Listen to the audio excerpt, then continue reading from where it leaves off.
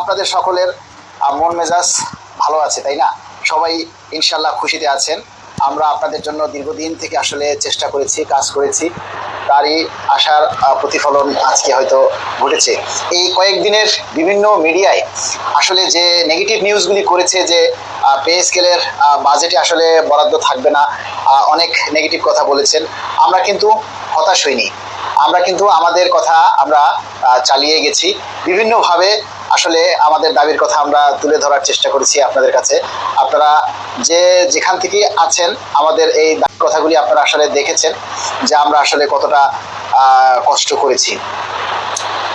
তো যাই হোক, আমরা আজকে প্রথম পর্যায়ে আপনাদের সবাইকে ধন্যবাদ জানাই।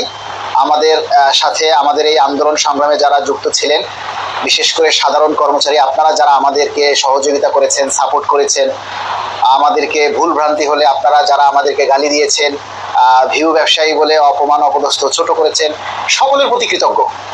আর যারা গালি দিয়েছেন তাদের কারো প্রতি আমাদের কোনো রাগ অভিমান আসলে কিছুই নেই, কারণ আপনারা যে কষ্টটা গালি দিলে যে কষ্টটা পেয়েছি আজকে সেটা ভুলে গেছি।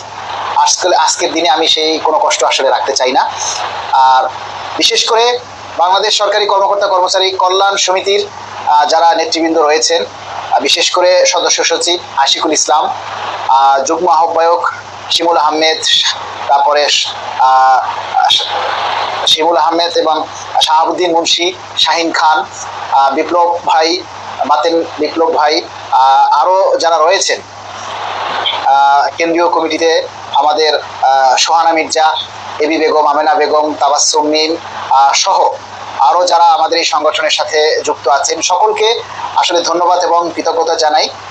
এবং সর্বস্তরের বিভিন্ন শাখা কমিটিতে যারা আছেন, বিশেষ করে মানিকগঞ্জ জেলায় আজিজ ভাই, ফরিদ ভাই, চিটাগাংয়ের মেহেদি হাসান, সাব্বির সহ চট্টগ্রাম ইয়াতে কি জানি কবি নজরুল বিশ্ববিদ্যালয়ে নেতৃবৃন্দ আছেন, বিভিন্ন জায়গায় যারা আছেন সবাইকে আসলে স্বাগত জানাই, সবাইকে সবার প্রতি কৃতজ্ঞতা জানাই।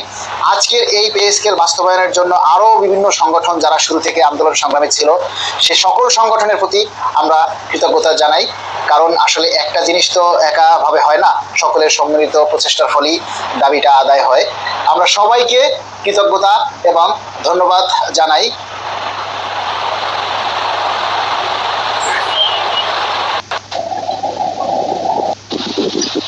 সর্বোপরি আমরা তারপরে সরকারের প্রতি কৃতজ্ঞতা জানাই এবং এরই পাশাপাশি আমরা কৃতজ্ঞতা জানাই পে কমিশনের চেয়ারম্যান আমার শ্রদ্ধেয়